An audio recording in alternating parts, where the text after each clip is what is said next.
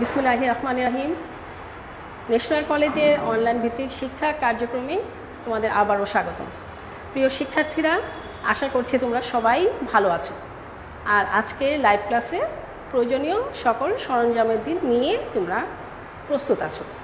তো শিক্ষার্থীরা, গত ক্লাসে আমি জীববিজ্ঞান দ্বিতীয় পত্রের 10ম অধ্যায় মানব শারীরতত্ত্ব হতে মানবদেহের প্রতিরক্ষা ইমিউনিটি নিয়ে আলোচনা করেছিলাম।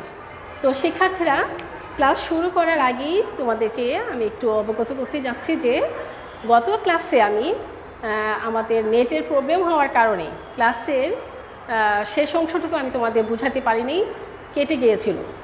আমি যেখানে তোমাদের নেট কেটে গিয়েছিল আমি সেখান থেকে আবার আজকে ক্লাসটি শুরু করতে যাচ্ছি। তো শিক্ষার্থীরা, আমার আলোচনা বিষয়টি কি ছিল? মানবদেহের প্রতিরক্ষা বা ইমিউনিটি। তাহলে পূর্বের ক্লাস থেকে একটু আলোচনা করে আমি মূল আলোচনা বিষয়ে যাব। তো শিক্ষার্থীরা, তো ইমিউনিটি বা ইমিউন তন্ত্রটা কি গত ক্লাসে আমি বলেছিলাম, তোমাদের নিশ্চয়ই মনে আছে ইমিউন তন্ত্রটা কি। তাহলে আবার একটু মনে করার চেষ্টা করো। ইমিউন তন্ত্র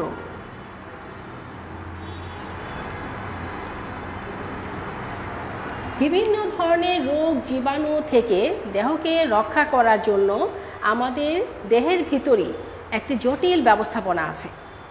এই ব্যবস্থাপনাটাকেই বলা হয় ইমিউন তন্ত্র। আর ইমিউনিটি কি তাহলে শিক্ষার্থীরা? ইমিউনিটিটা কি? ইমিউনিটি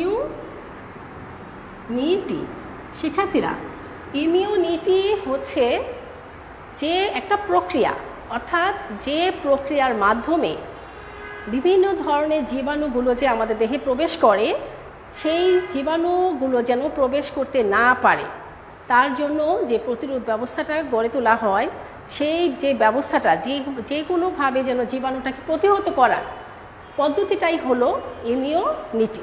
তো আমি আজকে ব্যাপক আলোচনায় যাওয়ার চেষ্টা করছি। তো শিক্ষার্থীরা, আমাদের আলোচ্য বিষয়টা হচ্ছে মানবদেহের প্রতিরক্ষায় ইমিউনিটি নিয়ে। তাহলে আমি আজকে যে বিষয়টা আলোচনা করব সেটা হচ্ছে মানবদেহের প্রতিরক্ষা ব্যবস্থা। তাহলে শিক্ষার্থীরা, তোমরা লিখে নাও, সাথে সাথে লিখে নাও।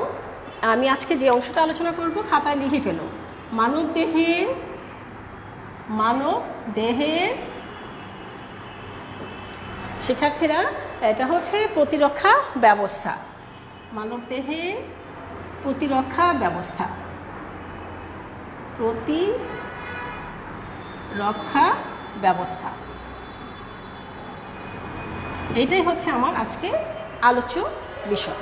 তো শিক্ষার্থীরা, মানবদেহের প্রতিরক্ষা ব্যবস্থা তার মানে নামটা থেকে কি বোঝা যাচ্ছে? আমাদের দেহের মধ্যে প্রতিরক্ষা ব্যবস্থা মানে শুরু থেকেই আছে, অর্থাৎ আমাদের দেহে আল্লাহ সৃষ্টিকর্তা আমাদের দেহে রোগ জীবাণু প্রতিরক্ষা করার জন্য ব্যবস্থা দিয়ে দিয়েছে। এই প্রতিরক্ষা ব্যবস্থাটাকেই বলা হয় মানবদেহের প্রতিরক্ষা ব্যবস্থা। এই প্রতিরক্ষা ব্যবস্থাটি আবার 3টি পদ্ধতি আছে।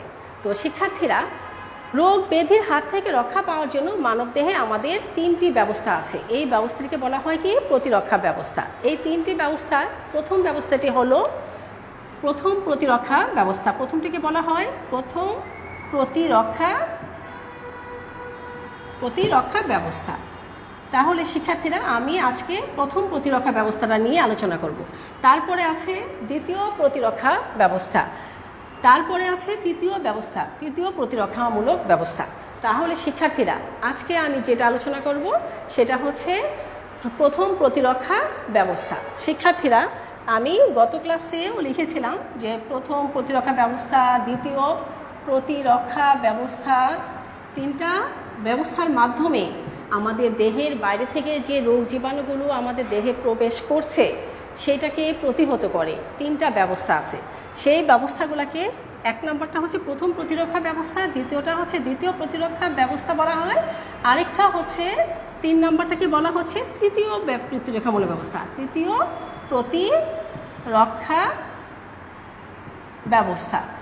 শিক্ষার্থীরা, তোমরা মনে রাখবে প্রথম যে দুটি যে প্রতিরক্ষা ব্যবস্থা আছে সেই প্রথম দুটি প্রতিরক্ষা ব্যবস্থাকে শিক্ষার্থীরা সহজাত প্রতিরক্ষা ব্যবস্থা বলা হয়। তাহলে আমি কি বলেছি, প্রথম যে এই দুইটা প্রতিরক্ষা ব্যবস্থা আছে তাকে বলা হয় সহজাত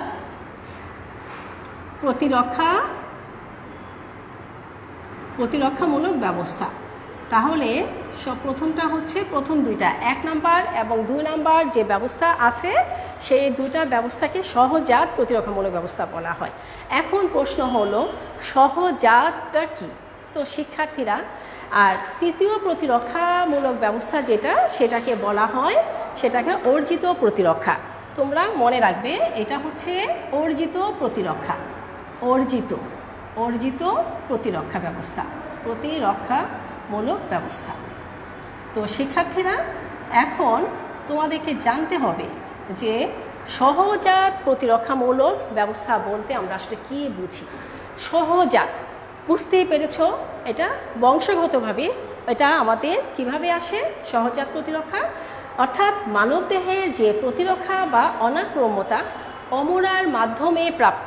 আমরা মাতৃগর্ভে যখন ছিলাম তখন অমরার মাধ্যমে কিন্তু মায়ের থেকে বিভিন্ন বৈশিষ্ট্যগুলো আমাদের সন্তানের মধ্যে আসতো। তো এখন এই সহজাত প্রতিরক্ষাটা হচ্ছে সেরকম যে অমরার মাধ্যমেই প্রাপ্ত, অর্থাৎ অমরার মাধ্যমে প্রাপ্ত এবং জন্মের সময় থেকে আজীবন এই ব্যবস্থাটা আমাদের মধ্যে থাকবে।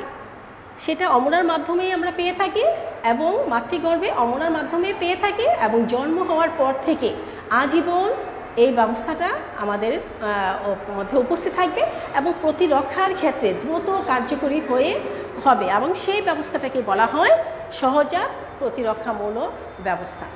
তো শিক্ষার্থীরা তোমরা বুঝতে পেরেছো সহজাত প্রতিরক্ষামূলক ব্যবস্থাটা আসলে কি? তো শিক্ষার্থীরা তোমরা লক্ষ্য করো যে এই সহজাতমূলক প্রতিরক্ষা ব্যবস্থাটাকে এটাই হচ্ছে প্রতিরক্ষা ব্যবস্থা বংশগতির সাথে সম্পর্কযুক্ত এবং প্রজাতিতে নির্দিষ্ট। আমি আবারও বলছি, এই সহজাত প্রতিরক্ষাটি বংশগতির সাথে সম্পর্ক এবং প্রজাতির ক্ষেত্রে নির্দিষ্ট। যেমন মানব জাতি একটি প্রজাতি, তারপরে হচ্ছে পশু পাখি, বিভিন্ন পশু, এরা এক একটা প্রজাতি। যেমন গরু ছাগল, গরু একটা প্রজাতি, ছাগল একটা ধরনের প্রজাতি, সেরকম মানুষ একটা প্রজাতি। তো সেরকম প্রজাতিতে ভিন্ন রকম দেখা যায়। তো শিক্ষার্থীরা তোমরা লক্ষ্য করবে যে মানব প্রজাতির সকল সদস্যের মধ্যে একই ধরনের ব্যবস্থা কাঠামো থাকলেও কার্যকারিতার মাত্রা কিন্তু বিভিন্ন। বোঝার চেষ্টা করো শিক্ষার্থীরা, মানব জাতি একই প্রজাতির, কিন্তু তারপরেও একই প্রজাতির হওয়া সত্ত্বেও কিন্তু তারপরেও দেখা যাচ্ছে প্রতিরক্ষামূলক ব্যবস্থাটা বিভিন্ন ক্ষেত্রে কিছুটা তফাৎ আছে। সেটা কি করে সম্ভব সেটাকে লক্ষ্য করো, সেটা বিভিন্ন ক্ষেত্রে এটা ব্যতিক্রম হয়ে থাকে। তো শিক্ষার্থীরা যেমন এই সহজাত প্রতিরক্ষামূলক ব্যবস্থাটা আমরা যে বললাম যে মানব জাতির সবার প্রজাতিটা এক হওয়ার সত্ত্বেও প্রতিরক্ষামূলক ব্যবস্থাটা মূলত এক হওয়ার পরেও কিছুটা ভিন্নতা দেখা যায়। কোন কোন ক্ষেত্রে ভিন্নতা দেখা যায় আমি সেটা এখন একটু আলোচনা করব। তো শিক্ষার্থীরা তোমরা লক্ষ্য করো, আমি প্রথম প্রতিরক্ষামূলক ব্যবস্থা নিয়ে আলোচনা করছি। তার মধ্যে সহজাত প্রতিরক্ষামূলক ব্যবস্থার কথাটা আমি এখন আলোচনা করছি। সেই সহজাতমূলক প্রতিরক্ষামূলক ব্যবস্থাটি যে একটু আগে যে আমি বললাম যে এদের মানে কি বলেছি যে মানবজাতির সকল সদস্যের মধ্যে একই ধরনের ব্যবস্থা কাঠামো থাকলেও তার কার্যকারিতার মাত্রা ব্যক্তি থেকে ব্যক্তিতে ভিন্ন ধরনের হয়। কিভাবে হয়? যেমন প্রজাতিগত প্রতিরক্ষা। শিক্ষার্থীরা তোমরা লক্ষ্য করো, প্রজাতিগত প্রতিরক্ষা, তাহলে বুঝতেই পেরেছো বিভিন্ন প্রজাতির ক্ষেত্রে এই প্রতিরক্ষাটা বিভিন্ন রকমের হয়ে থাকে। যেমন শিক্ষার্থীরা তোমরা আমার সাথে সাথে লিখে ফেলো। 1 নম্বর প্রজাতিগত প্রতিরক্ষা। প্রজাতিগত প্রতিরক্ষা, প্রজাতিগত প্রতিরক্ষা, প্রতিরক্ষা। শিক্ষার্থীরা প্রজাতিগত প্রতিরক্ষা অর্থাৎ স্পেসিস ইমিউনিটি, স্পেসিস ইমিউনিটি যাকে বলা হয়, স্পেসিস ইমিউনিটি, স্পেসিস ইমিউনিটি। তো শিক্ষার্থীরা প্রজাতিগত প্রতিরক্ষা বা স্পেসিস ইমিউনিটি এটা হচ্ছে যেমন শিক্ষার্থী দেখো, ম্যালেরিয়া জীবাণুচক্র তোমাদেরকে আমি বুঝিয়েছিলাম। ম্যালেরিয়া জীবাণুচক্রের কথা মনে আছে তোমাদের? সেই ম্যালেরিয়া জীবাণুর জীবনচক্র সম্পন্ন করতে কয়টা প্রজাতির সংস্পর্শে আসতে হয়েছিল? একটা ছিল অ্যানোফিলিস মশকি, যার দেহে যৌন প্রজনন ঘটিয়েছিল ম্যালেরিয়া পরজীবীটি। আর আরেকটি প্রজাতি ছিল কি? মানব, যার লোহিত রক্তকণিকা আর যকৃত কোষে অযৌন জনন প্রক্রিয়াটি সম্পন্ন করেছিল। এবং দুইটি প্রজাতির সমন্বয়ে তার জীবনচক্রটা সম্পন্ন হয়েছিল। এই ধরনের ধরনের ক্ষেত্রে এই কথাটা বলা হয়েছে যে প্রজাতিগত প্রতিরক্ষা। অর্থাৎ আমরা কি বলতে পারি যে অধিকাংশ ক্ষেত্রে পরজীবীর আক্রমণ বিশেষ প্রজাতির মধ্যে যে সীমাবদ্ধ থাকে সেটাই হচ্ছে প্রজাতিগত প্রতিরক্ষা। শিক্ষার্থীরা, তাহলে এখানে সীমাবদ্ধতা কি? আমরা দেখেছি ম্যালেরিয়া পরজীবীর ক্ষেত্রে দেখলাম কি মানুষ আর অ্যানোফিলিস মশকি। মানুষ এবং অ্যানোফিলিস মশকের বাইরে তার প্রজাতিটা সেই ম্যালেরিয়া জীবাণু সৃষ্টি করছে না। তাহলে অ্যানোফিলিস মশা, এডিস মশা আছে, কিউলিক্স মশা আছে, তাদের দেহে কিন্তু যৌন জনন ঘটাচ্ছে না। কার দেহে ঘটাচ্ছে? অ্যানোফিলিস মশকের দেহে। তাহলে কি প্রজাতিটা ভিন্ন না? হ্যাঁ, সেই কথাটি বলা হচ্ছে প্রজাতিগত প্রতিরক্ষা। সেটাই হচ্ছে প্রজাতিগত প্রতিরক্ষা। শিক্ষার্থীরা, আরেকটি ক্ষেত্রে আমরা লক্ষ্য করব যে গোষ্ঠীগত প্রতিরক্ষাও আমরা দেখতে পাই। গোষ্ঠীগত, শিক্ষার্থীরা তোমরা লিখে নাও, গোষ্ঠীগত মানে জাত, অর্থাৎ গোষ্ঠীগত প্রতিরক্ষা। গোষ্ঠীগত প্রতিরক্ষা শিক্ষার্থীরা তোমরা তা দ্রুত লিখে ফেলো। এটা হচ্ছে শিক্ষার্থীরা গোষ্ঠীগত, এটা হলো racial immunity. Racial immunity, racial immunity. শিক্ষার্থীরা তোমরা দ্রুত লিখে নাও, এটা ইংলিশে আমরা বলবো কি? Racial immunity. তাহলে গোষ্ঠীগত প্রতিরক্ষার আমি আরেকটা উদাহরণ যদি দেই, তাহলে শিক্ষার্থীরা তোমরা খুব সহজেই বুঝতে পারবে। তোমরা কৃষ্ণাঙ্গ গোষ্ঠীর কথা জেনেছো, আবার আছে কি আমরা শ্বেতাঙ্গ। এখন লক্ষ্য করলে দেখবে যে এই যে আমাদের যক্ষা রোগের নামে আমরা শুনেছি, যক্ষা রোগটা বেশিরভাগই কৃষ্ণাঙ্গদের ক্ষেত্রে বেশি লক্ষ্য করা যায় শ্বেতাঙ্গদের তুলনায়। অর্থাৎ শ্বেতাঙ্গদের তুলনায় কৃষ্ণাঙ্গ ব্যক্তিদের এই যক্ষা রোগটির প্রভাব বেশি। তার মানে কি? তার মানে শ্বেতাঙ্গ গোষ্ঠীর চেয়ে কৃষ্ণাঙ্গ গোষ্ঠীর মধ্যে যক্ষা রোগটি বেশি আক্রমণ করছে। তার মানে কি? আমি যে এখন বললাম গোষ্ঠীগত প্রতিরক্ষা, তার মানে শ্বেতাঙ্গরা এই তুলনামূলকভাবে এই রোগটিকে প্রতিরোধ করার ক্ষমতা রাখে। অর্থাৎ যক্ষা রোগটি প্রতিরোধ করার ক্ষমতা বেশি অর্জন করেছে শ্বেতাঙ্গরা, কিন্তু কৃষ্ণাঙ্গরা সেই তুলনামূলক কম, যার জন্য তাদের মধ্যে আক্রমণটা বেশি করছে। এইটাই হচ্ছে গোষ্ঠীগত প্রতিরক্ষার ক্ষেত্রে আমরা দেখতে পাই। অর্থাৎ সেটাই হচ্ছে সহজাত প্রতিরক্ষা। তো এখন এটা যদি কোনো বিশেষ পরজীবী দ্বারাই মানুষের কোনো গোষ্ঠী দেখা যাচ্ছে যে এই রোগের দ্বারা আক্রান্ত হচ্ছে, তাহলে এইটাই হচ্ছে গোষ্ঠীগত প্রতিরক্ষা। তো শিক্ষার্থীরা 3 নাম্বারটা হচ্ছে ব্যক্তিগত প্রতিরক্ষা। শিক্ষার্থীরা তোমরা দেখে নাও, 3 নাম্বারটা হচ্ছে ব্যক্তিগত প্রতিরক্ষা।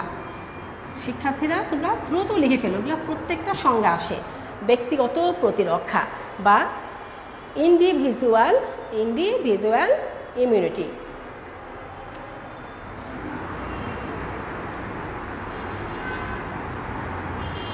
শিক্ষার্থীরা তোমরা লিখে নাও, দ্রুত লেখো, ইন্ডিভিজুয়াল ইমিউনিটি। তো শিক্ষার্থীরা তো তোমরা হ্যাঁ লক্ষ্য করো, এটা হচ্ছে তাহলে ইন্ডিভিজুয়াল ইমিউনিটি বা ব্যক্তিগত প্রতিরক্ষা, তার স্পষ্ট উদাহরণ বর্তমানে চলছে। আমি গত ক্লাসেও বলেছিলাম যে বর্তমানে আমরা কোভিড-19 যে আক্রান্ত হয়েছি সারা বিশ্বব্যাপী, তো সেখানে আমরা কি লক্ষ্য করছি যে করোনা ভাইরাসে আক্রান্ত রোগীর সংখ্যা যে পরিমাণে আছে তা সেই তুলনায় মৃত্যুর হার কিন্তু সেরকম না। আবার আমরা দেখতে পাই যে অনেকেই মারা যাচ্ছে দ্রুত, আবার অনেকেই হচ্ছে তার সাথে রোগের সাথে মোকাবেলা করে আবার বেঁচে যাচ্ছে।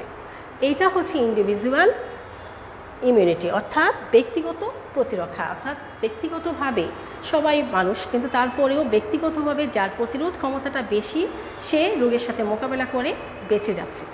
তাহলে এটাই হচ্ছে ইন্ডিভিজুয়াল ইমিউনিটি। তো শিক্ষার্থীরা তাহলে আমরা কি বলতে পারি যে কোনো মানুষ নিজস্ব প্রতিরোধ ব্যবস্থার জন্য যে পরজীবীর সংক্রমণ প্রতিহত করতে পারছে সেটাই হচ্ছে ব্যক্তিগত প্রতিরক্ষা। তো শিক্ষার্থীরা আমি সহজাত প্রতিরক্ষাগুলো কিভাবে প্রতিরোধ গড়ে তোলে আমি সেই বিষয়টা নিয়ে এখন আলোচনা করব। তো শিক্ষার্থীরা তোমরা আমার কথাগুলো কি বুঝতে পারছো? যদি বুঝতে পারো তাহলে আমাকে একটু জানিয়ে দিও। আর আমি সামনে আরও যাচ্ছি, এই অধ্যায়টি অত্যন্ত গুরুত্বপূর্ণ, আমাদের জানার জন্য অনেক দরকার। আর তাছাড়া পরীক্ষাতে অনেক কোশ্চেন আসছে এই অধ্যায় থেকে। তো আমি এখন এই অধ্যায়ে সামনে এগোচ্ছি, তোমরা দ্রুত লিখে ফেলবে, নাহলে সময় পাবে না। সহজাত প্রতিরক্ষায় কতগুলো প্রতিরোধ গড়ে ওঠে, আমি সেই প্রতিরোধগুলো এখন লিখে তোমাদের বোঝাবো। তোমরা সাথে সাথে লিখবে। সহজাত প্রতিরক্ষার পয়েন্টসটা তোমরা লিখে নাও যে সহজাত প্রতিরক্ষায় কতগুলো প্রতিরোধ গড়ে ওঠে। সহজাত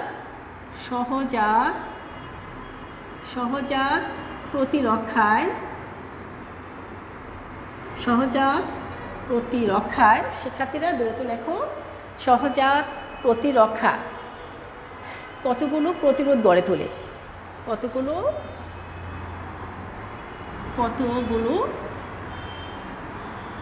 প্রতিরোধ ব্যবস্থা গড়ে তোলে, প্রতিরোধ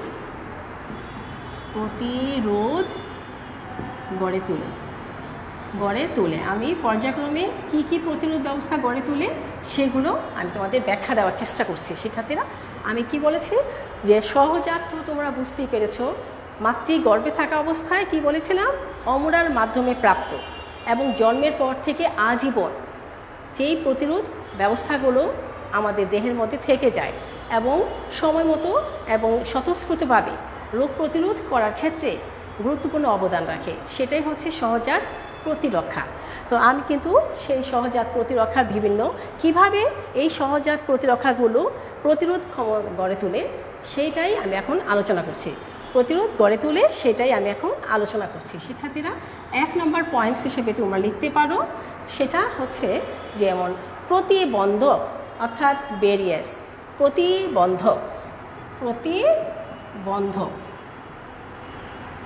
প্রতিবন্ধক অথবা আমরা কি লিখতে পারি, ব্যারিয়ার্স।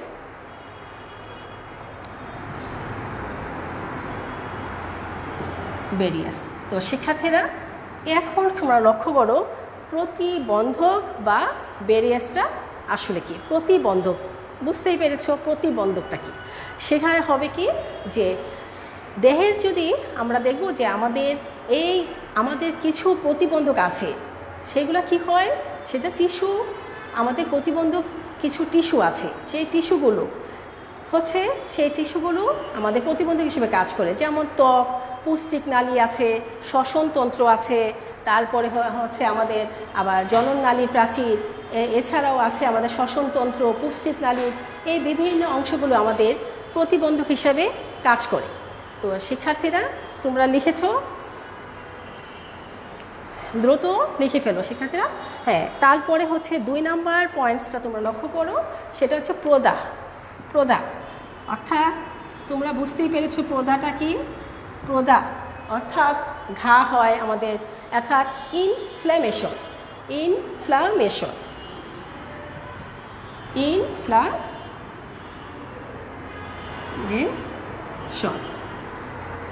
শিক্ষার্থীরা দেখো, দ্বিতীয় পয়েন্টসটা কি বলেছি, ইনফ্ল্যামেশন, অর্থাৎ দেহের কোনো স্থানে টিস্যু যদি ক্ষতিগ্রস্ত হয়।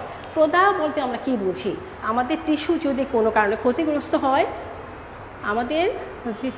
কোনোভাবে ক্ষতিগ্রস্ত হয় তাহলে কিন্তু সে প্রদাহ হয়। অর্থাৎ এটা হচ্ছে আমাদের টিস্যু কোথাও যদি ক্ষতিগ্রস্ত হয় তাহলে মাস্ট কোষের তৎপরতায়, মাস্ট কোষগুলো আছে আমাদের দেহে, তার তৎপরতায় নানান ধরনের কণিকা, বিশেষ করে নিউট্রোফিল আছে, ম্যাক্রোফেজ, এগুলা জড়ো হয়ে কি করে সেখানে সক্রিয় অংশগ্রহণ করে, ফলে যন্ত্রণাদায়ক অংশটা আমাদের কমে আসে।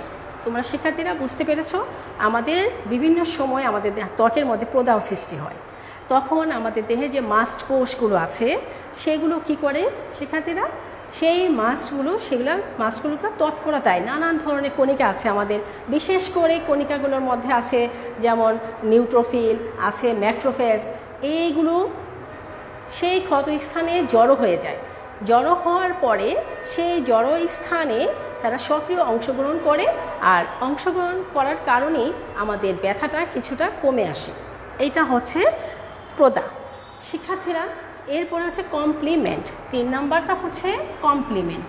তোমরা লিখে নাও কমপ্লিমেন্ট। কমপ্লিমেন্ট, তো শিক্ষার্থীরা দ্রুত লিখে ফেলো কমপ্লিমেন্ট। কমপ্লিমেন্ট ইংলিশেও সেটাকে কি বলা হয়, একই বলা হয়, কমপ্লিমেন্টই বলা হবে। তো শিক্ষার্থীরা কমপ্লিমেন্ট। এখন আমি এটা ব্যাখ্যা করছি কমপ্লিমেন্ট বলতে আমরা কি বুঝি। আসলে কমপ্লিমেন্টটা হচ্ছে অন্তত 20 ধরনের প্লাজমা প্রোটিন নিয়ে গঠিত একটি আন্তঃসম্পর্কিত গ্রুপ। 20 ধরনের প্রোটিন নিয়ে গঠিত একটি আন্তঃসম্পর্কিত প্রোটিন হচ্ছে এই কমপ্লিমেন্ট। তো এই কমপ্লিমেন্ট যেটা কি করে নিষ্ক্রিয়ভাবে রক্তের মধ্যে প্রবাহিত হয়ে বিভিন্ন ধরনের প্রতিরক্ষায় সেটা অংশগ্রহণ করে থাকে। তো শিক্ষার্থীরা এই 20 ধরনের প্রোটিনগুলো মিলে যে একটা করে গ্রুপ তৈরি করে, যা নিষ্ক্রিয়ভাবে রক্তের মধ্যে সংবহিত হয়, নিষ্ক্রিয়ভাবে রক্তের মধ্যে সেটা সংবহিত হতে থাকবে, এবং সংবহিত হয়ে পরবর্তীতে কি করে সেটা সেই জিনিসটায় আমাদের বিভিন্ন প্রতিরক্ষার পদ্ধতিতে সাহায্য করবে, আর সেটাই হচ্ছে কমপ্লিমেন্ট। তো তাহলে আমরা বুঝতে পারলাম যে কমপ্লিমেন্ট বিষয়টা আসলে কি।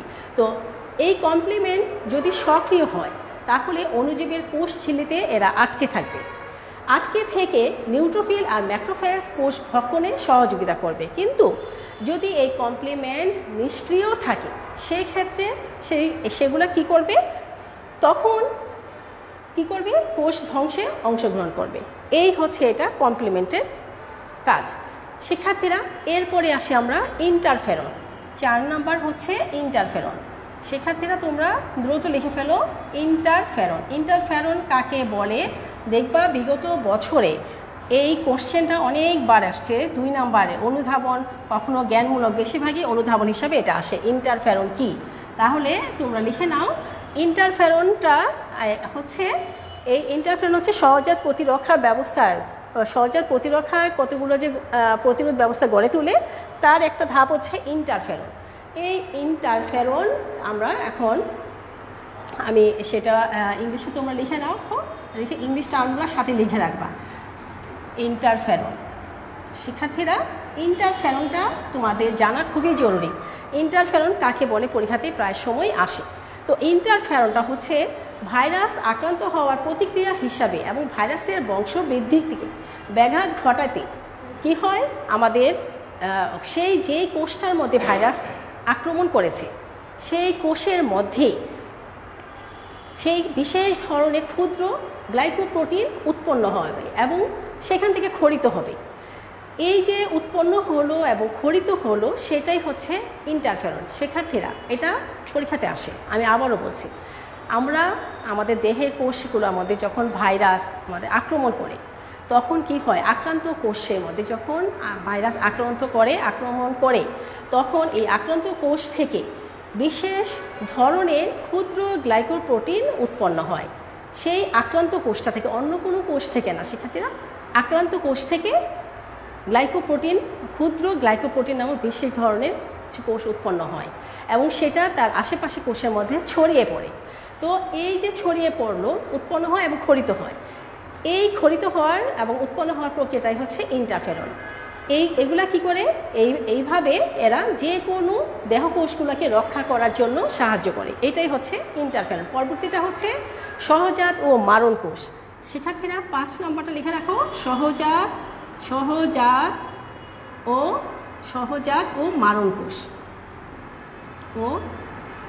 মারণ কোষ। শিক্ষার্থীরা মারণ কোষ তোমরা জেনেটিক্সে নামটা শুনেছিলে, অর্থাৎ লিথাল জিন। এখন আমি সহজাত ও মারণ কোষ বলতে সেরকমই আরেকটা পদ্ধতির কথা বলছি, যেটাকে বলা হয় সহজাত মানে ন্যাচারাল কিলার সেল। ন্যাচারাল কিলার সেল। শিক্ষার্থীরা ন্যাচারাল কিলার সেলটা লিখে রাখো। ন্যাচারাল কিলার সেল, সংক্ষেপে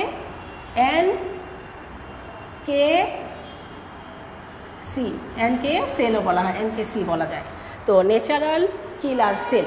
তো শিক্ষার্থীরা তোমরা লিখে রাখো ন্যাচারাল কিলার সেলটা এই সংক্ষেপে কী বলা হয়? নেচারের N আর কিলারের K, সেলের C। তাহলে আমি এটা আবার ঠিক করে দিচ্ছি, ন্যাচারাল কিলার সেল। তো শিক্ষার্থীরা এই ন্যাচারাল কিলার সেল আমাদের সহজাত প্রতিরক্ষার ক্ষেত্রে কিভাবে প্রতিরোধ গড়ে তোলে সেটা একটু বুঝে নাও। সহজাত মারণ কোষ হচ্ছে লিম্ফোসাইট জাতীয় বিশেষ শ্বেত রক্তকণিকা আছে আমাদের, যা আমাদের টিউমার কোষ এবং ভাইরাসে আক্রান্ত কোষকে সহজেই ধ্বংস করে দিতে সাহায্য করে। আমাদের দেহে কখনো যে টিউমার কোষ হয়, তারপরে এই কোষগুলোকে সহজে ধ্বংস করতে এরা সাহায্য করে। অর্থাৎ ভাইরাসে আক্রান্ত কোষগুলা এবং টিউমার কোষগুলাকে সহজেই ধ্বংস করতে এরা সাহায্য করে। এই কোষগুলোর নামই হচ্ছে সহজাত মারণ কোষ, অর্থাৎ ন্যাচারাল কিলার সেল। শিক্ষার্থীরা এরপরে আমি আরেকটা বলছি সহজীবী ব্যাকটেরিয়া। সহজীবী ব্যাকটেরিয়া আমাদের আরেকটি হচ্ছে প্রতিরোধ ব্যবস্থা, সেটা হচ্ছে সহজীবী। শিক্ষার্থীরা তুমি লিখে নাও সহজীবী ব্যাকটেরিয়া। সহজীবী প্রত্যেকটা লিখবে কিন্তু খাতার মধ্যে। সহজীবী ব্যাকটেরিয়া, সহজীবী ব্যাকটেরিয়া। শিক্ষার্থীরা এটাকে আমরা কি জানি, তোমাদের মনে আছে, এটা সিমবায়োটিক ব্যাকটেরিয়া। তো শিক্ষার্থীরা সিমবায়োটিক ব্যাকটেরিয়াটা লিখে রাখো। সিমবায়োটিক ব্যাকটেরিয়া,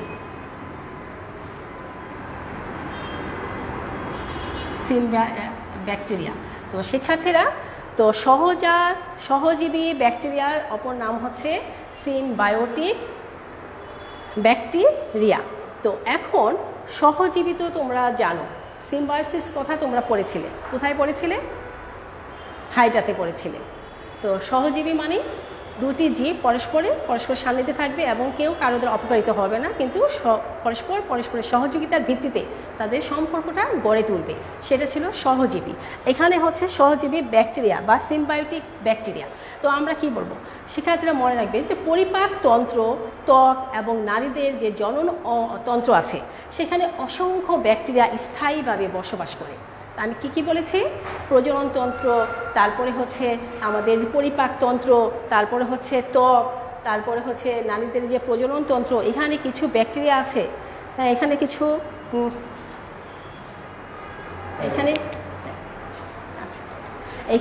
ব্যাকটেরিয়া আছে। সেই ব্যাকটেরিয়াগুলো কি করে? আমাদের স্থায়ীভাবে বসবাস করে।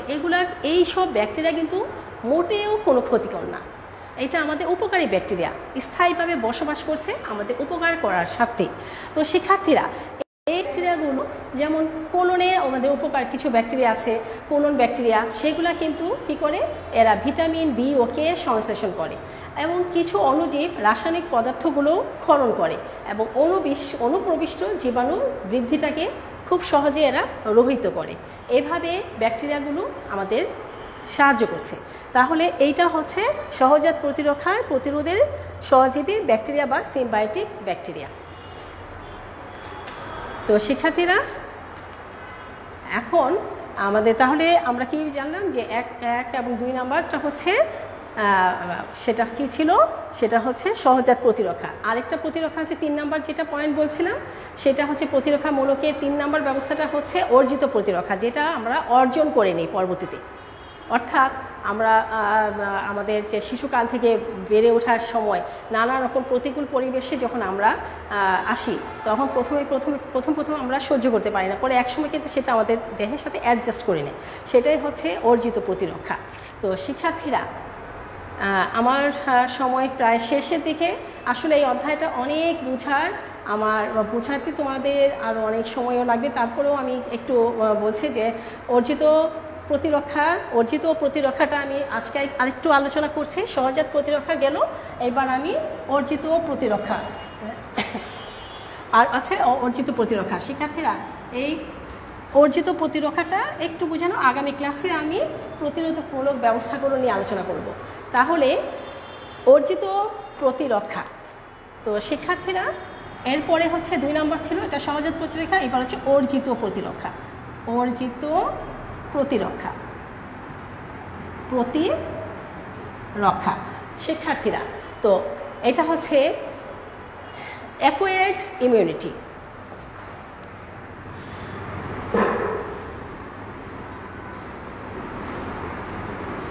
ইমিউনিটি ইমিউনিটি তো শিক্ষার্থীরা তোমরা লক্ষ্য করো, এটা হচ্ছে অর্জিত প্রতিরক্ষা বা অ্যাকোয়ার্ড ইমিউনিটি। তো এই অর্জিত প্রতিরক্ষা আমি এই মাত্র কিছুক্ষণ আগে বুঝেছি, যেটা অর্জন করে নেওয়া হয়, যেটা জন্মগতভাবে বা মাতৃগর্ভ থেকে আসেনি, কিন্তু সেই প্রতিরক্ষাটা আমরা অর্জন করে নিয়েছি। তো শিক্ষার্থীরা মানবদেহে যে প্রতিরক্ষা ব্যবস্থাগুলো জন্ম সময় থেকে হচ্ছে না, বরং জন্মের পরে কোনো কোনো জীবাণুর বিরুদ্ধে সাড়া দেওয়ার কিংবা ভ্যাকসিন প্রয়োগের ফলেও সেটা সৃষ্টি হয়, আর সেই ধরনের প্রতিরক্ষাটাকেই আমরা কি বলছি শিক্ষার্থীরা? অর্জিত প্রতিরক্ষা। হ্যাঁ শিক্ষার্থীরা, তাহলে আমরা কি বলতে পারি, এই যে এই অর্জিত প্রতিরক্ষা ব্যবস্থা আবার 2 রকমের, একটা সক্রিয় প্রতিরক্ষা আর একটা হচ্ছে অক্রিয় প্রতিরক্ষা। শিক্ষার্থীরা তোমরা দ্রুত লিখে রাখো, এই প্রতিরক্ষাটা আবার 2 রকমের, একটা হচ্ছে সক্রিয় প্রতিরক্ষা, সক্রিয় প্রতিরক্ষা, সক্রিয় প্রতিরক্ষা। তো শিক্ষার্থীরা তোমরা অ্যাক্টিভ ইমিউনিটি যেটাকে বলা হয়, সক্রিয় তো বুঝতেই পেরেছো, অ্যাক্টিভ ইমিউনিটি। তো আমি দ্রুত করো, আর 5 মিনিটের মধ্যে আমার শেষ হয়ে যাবে, তোমরা দ্রুত লেখাটা শেষ করে ফেলো। তো সক্রিয় প্রতিরক্ষা বলতে আমরা কি বুঝি শিক্ষার্থীরা? বুঝতেই পেরেছো, অর্থাৎ এই সক্রিয় প্রতিরক্ষাটা কিন্তু প্রাকৃতিক অক্রিয় প্রতিরক্ষা এবং কৃত্রিম সক্রিয় প্রতিরক্ষাটা আমরা প্রাকৃতিক সক্রিয় প্রতিরক্ষা হিসেবে বলতে পারি। এটার আবার 2টা ভাগে ভাগ করা যায়, এই সক্রিয় প্রতিরক্ষাটা আবার আছে, এটাও আবার 2 ভাগে ভাগ করা যায়। এখন সক্রিয় প্রতিরক্ষা যেটা স্বয়ংক্রিয়ভাবে হয়, অর্থাৎ প্রাকৃতিক সক্রিয় প্রতিরক্ষা আছে, আরেকটা হলো কৃত্রিম সক্রিয় প্রতিরক্ষা। এটা আবার 2 প্রকার, একটা হচ্ছে প্রাকৃতিক সক্রিয় প্রতিরক্ষা, আর আরেকটা হচ্ছে শিক্ষার্থীরা লিখে ফেলো, সক্রিয় প্রাকৃতিক, আরেকটা হচ্ছে কৃত্রিম সক্রিয় প্রতিরক্ষা, কৃত্রিম সক্রিয় প্রতিরক্ষা। তো প্রাকৃতিকভাবে যে মানে স্বয়ংক্রিয়ভাবে যে প্রতিরক্ষা ব্যবস্থা আমাদের দেহে গড়ে ওঠে সেটাই হচ্ছে সক্রিয় প্রতিরক্ষা, আর কৃত্রিমভাবে যেটা আমাদের বিভিন্ন রকমের টিকার প্রয়োগের মাধ্যমে যেটা আমাদের প্রতিরক্ষা ব্যবস্থাটা তৈরি করা হয় সেটা হচ্ছে কৃত্রিম সক্রিয় প্রতিরক্ষা, আরেকটা হচ্ছে কৃত্রিম অক্রিয় প্রতিরক্ষা। শিক্ষার্থীরা এরপরে আমরা যদি আসি অর্জিত সক্রিয় প্রতিরক্ষা 1 নাম্বার গেল, আরেকটা বলছিলাম হচ্ছে প্রাকৃতিক গেল, আর এটা হচ্ছে অক্রিয় প্রতিরক্ষা, সক্রিয় প্রতিরক্ষা, আর 6 নাম্বার দিয়ে দাও অক্রিয় প্রতিরক্ষা, অক্রিয় প্রতিরক্ষা। তো শিক্ষার্থীরা, তো অক্রিয় প্রতিরক্ষা হচ্ছে প্যাসিভ ইমিউনিটি, অর্থাৎ অ্যাক্টিভ হলো সক্রিয় আর প্যাসিভ ইমিউনিটি, অর্থাৎ এটা পরোক্ষভাবে যেই আমাদের প্রতিরোধ রক্ষা ব্যবস্থা গড়ে ওঠে সেটাই হচ্ছে অক্রিয় প্রতিরক্ষা। এটাও আবার 2 রকমের, একটা হচ্ছে প্রাকৃতিক সক্রিয় অক্রিয় প্রতিরক্ষা, আর এটা হচ্ছে কৃত্রিম অক্রিয় প্রতিরক্ষা। প্রাকৃতিক অক্রিয় প্রতিরক্ষা,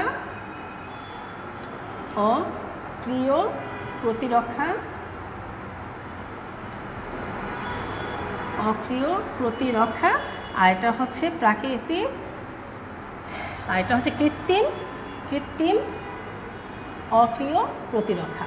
তো শিক্ষার্থীরা এখন তোমাদেরকে আমি যেটা বলছি, আমি তোমাদেরকে বলতে,